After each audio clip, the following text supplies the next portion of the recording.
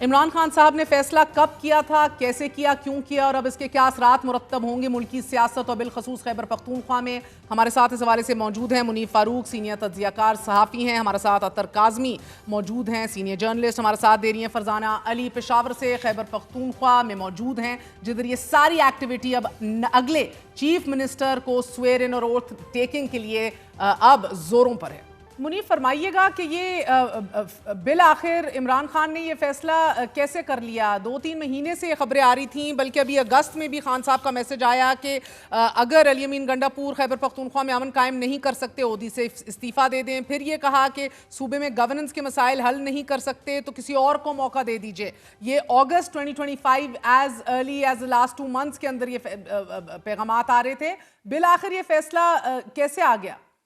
बहुत शुक्रिया आपका। देखिए, मेरे ख्याल में तो कुछ चीज़ों ने कंट्रीब्यूट किया है इस फैसले को।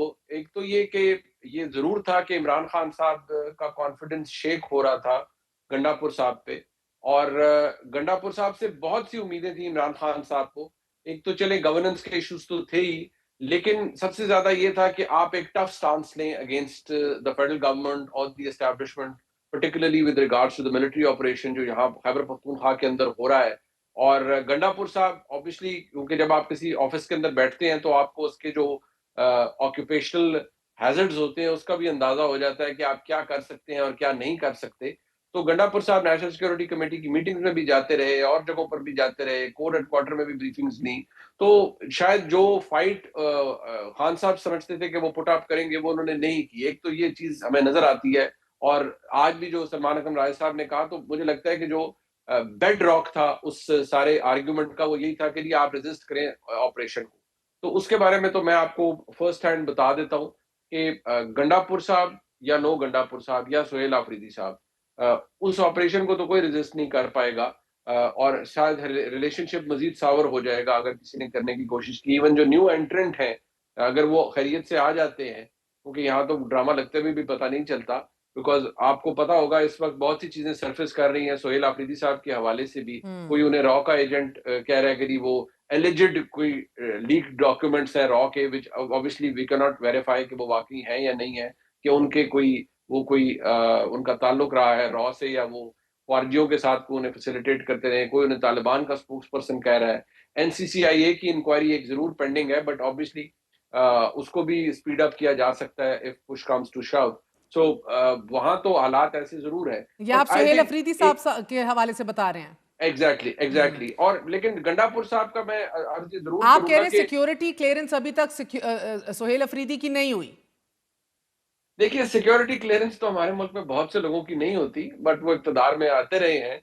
वो अलग बात है कि वो आने के बाद फिर सिक्योरिटी रिस्क करार दिए जाते रहे हैं, और तारीख बड़ी नहीं जालिम मुनीब, है इधर इस तो हवाले से। जज साहिबान के भी 40 साल बाद डिग्रियों को निकाल लिया जाता है ना, आफ्टर दे या हेल्ड सरकारी पोस्ट। मगर दैट बीइंग सेड, आप कह रहे हैं सिक्योरिटी क्लियरेंस नहीं हुई, वरना नंबर गेम के हवाले से तो ऑफ कोर्स एक रखना डाला जा सकता है।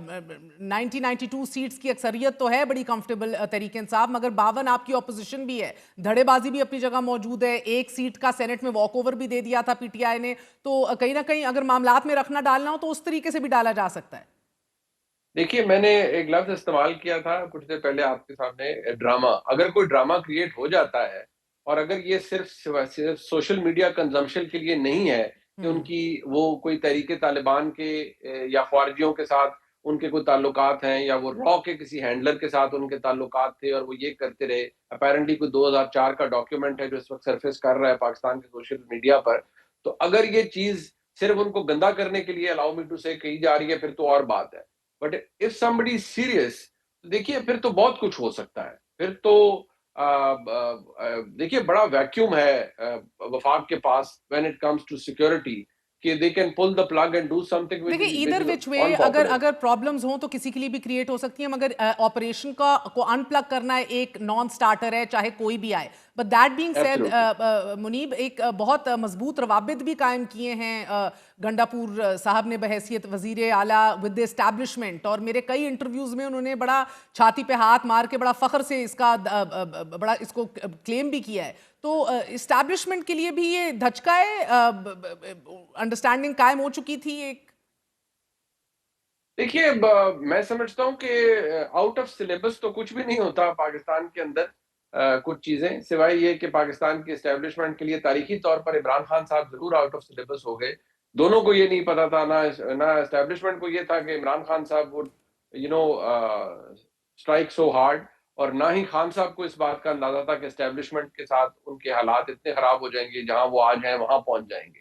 सो a lot of surprising factors यहाँ पर सरप्राइज फैक्टर्स हैं। बट या इस मामले के अंदर देखिए गंडापुर साहब के लिए कोई लव लॉस्ट नहीं है पाकिस्तान की एस्टेब्लिशमेंट का, बल्कि क्लोज सर्कल्स में तो ये बात होती थी कि जी गंडापुर साहब जैसी गवर्नेंस तो खुद तहरीक इंसाफ के लिए ही काफी है कि उनको बिलिटल करने के लिए या उनको ख्वार करने के लिए।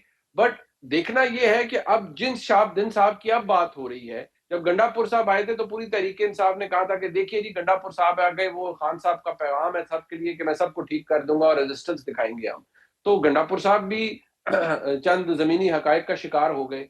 सुहेल आफरीदी साहब बिल्कुल डाई हार्ड हैं, यंग हैं और पैशन के साथ गुफ्तगू करते हैं। बट कुछ कॉम्प्लिकेशंस होती हैं, कुछ जमीनी हकायक होते हैं, उनको देखते हुए उनसे एक्सपेक्टेशन क्या होगी कि वो चढ़ दौड़े लठ लेकर वफाक के ऊपर के खान साहब को रिहा करो। तो वो तो अगर अगर कोई अटेम्प्ट की जाएगी तो उसका तो एक प्रेसिडेंट सेट किया जा चुका है पिछले साल बदकिस्मती से नवंबर के अंदर। शायद फिर हम उसकी रेपुटेशन